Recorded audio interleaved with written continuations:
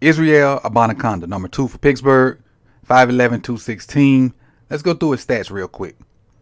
241 rushing attempts for 1,426 yards, 5.9 per carry, with 20 touchdowns this year. Only had 3 fumbles. See if he do anything out the backfield. See if he got any catches. 17 targets, 12 catches, 146 yards, 2 drops as far as catches. Let's get into the film. Now, I don't have a lot of clips of him because there wasn't a lot of film available. So I got about 4 clips that I'm going to run through real quick and kind of highlight what I saw throughout the 2 games that I was able to watch. Okay, let's take a look at these 4 plays from Easy. But before we do that, like the video. If you have not, hit the subscribe and hit the bell so you can be notified when these videos drop throughout the rest of the 2023 draft season. Without further ado, let's get into Israel ABANIKANDA. See him in the hip right here. Let it play through, and then we'll talk about it. Talk about what I see, what I like. Pass pro. Now, what I will say about this is one of the ones that I didn't like. That's why I put it on here. Pass pro has to be better.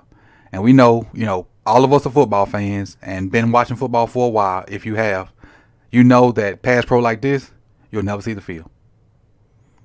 Look at the quarterback's back to it, and you can't even slow the guy down. If he doesn't slip, you don't even slow him down. You'll never see the field in the NFL. Not saying all of his stuff like this, because it is better later and in different games.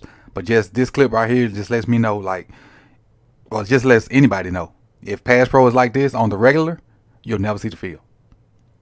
For whatever team because you got to protect that quarterback, especially on that blind side. They got you blocking his blind side. And maybe that's the fault of the scheme, and he should be on this side over here, and the slide should be going that way. Maybe that's what should be happening. So you got to tackle protecting the quarterback's back. But again, if they put you in this situation, they must trust you, and you got to come through. You got to come through. Let's go to the second play.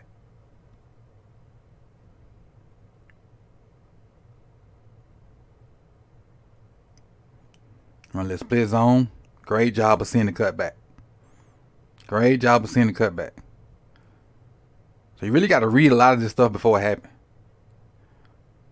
Ball snapped, and he knows everybody's blocking right. And number 8 is coming to block this guy. So he's going to come all the way across the formation and block this guy while everybody else is down right. No doubt is there. Work up to the comeback. To the linebacker, I'm sorry. That guy right there. That's what it should look like. And basically the O-line is trying to build a wall. And if he can keep this edge from closing it down, the cutback is there, which is what happened. Let me get these off the screen for you real quick. You see the wall forming. The O-line did a good job of picking up that little stunt from the linebacker. He's trying to hit A-gap. A-gap's closed because he sees color. So he knows he that's not the gap for him. Sticks his foot in the ground because he's out of place. He cuts right back off the tackle. Good job of processing a lot of information real quick and realizing he needed to cut back. Because some people would have just forced that thing up in there. They would have saw this point and been like, let me put my head down and see what I can get. At this point right here, maybe let me go back just a little bit. They took that thing and just tried to run through that. But he did a good job of seeing it pre-snap because he's already looking backside. Already looking at his head like kind of in the A-gap and backside. And he knows right now he's going to cut the thing back. Sticks his foot in the ground. No wasted steps. When he realized he couldn't back, there's no steps. No more steps to the right. The way he got to like Fred Flintstone stop. Stick that foot in the ground. Go. Good change of direction. Good agility.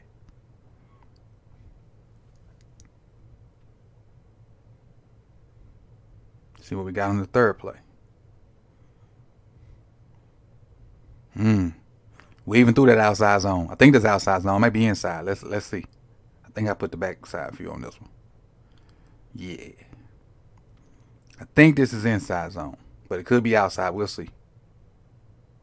And go ahead. While we're here, I'll tell you the difference. If it's outside zone, his path. That's wrong. If it's outside zone, his path is going to lead that way. If it's inside zone, his path is going to kind of tend that way. And it's a subtle difference because everybody's going to be moving, but I should be able to tell about when the linemen start moving.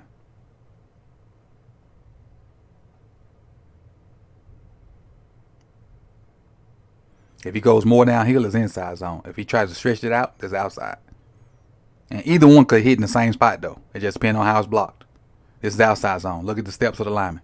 They're trying to get wide and fast. They ain't trying to get vertical. They're trying to get wide and fast. And all it takes is for one person to overrun it. And hide the hole, this guy's overrunning it. He sees it. He's staring right there now. Watch. Boop. The little hesitation to make sure his instincts are correct. See the little hesitation to make sure his instincts are correct? Right there. That's all he needed. Now, the only person got to win is this guy. If he wins, I got a lane.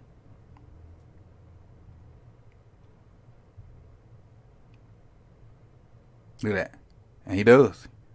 He does. And this ain't a huge pancake, but it's enough on outside zone to give your running back a lane. And he takes advantage of it. That ain't a lot right there. He slithered right through it.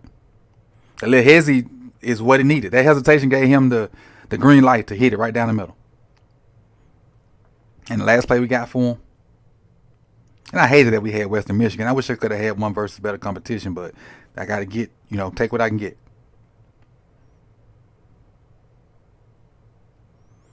Outside zone again to the right. And then he hits it right downhill. Which there's nothing is wrong with that. Because if the defense overplays it, it's wherever you see green. Because your track initially is going to take you this way. But if you get it and you see green right now, hit that thing. Because they're just going to overplay it. They're trying to overplay it, that's all. They see outside zone coming. He went backside. Now, he can go get that, and then he can double on that linebacker, and it should open up. The Red Sea should open up right there. And there he is right there. There's the parting right there.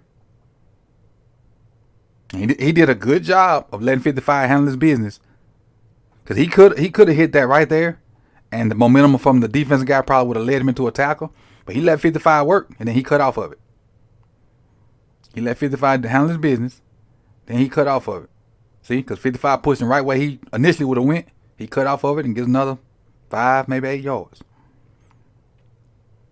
So this is my 2 cents with Izzy ABANIKANDA. I think he's a good back, a good prospect. It's going to be a good number 2 in somebody's system, and eventually could be a number 1. Because especially if you get to a team that runs outside and inside zone a lot, that's going to be key for him to get to a fit that he's comfortable in. Obviously, he's good in outside and inside zone. And if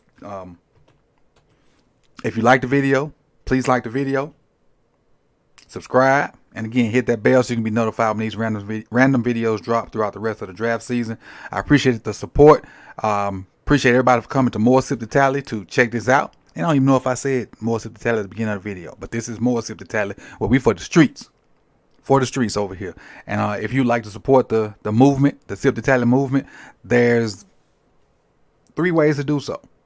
PayPal, Cash App, or you can join the Patreon. Joining the Patreon is a number of perks to do so. And if you want to do that, it's patreon.com/sip-the-tally. And thank you guys for coming. I appreciate you for being here. You could have been anywhere in the world, but you chose to be here with me. Peace out.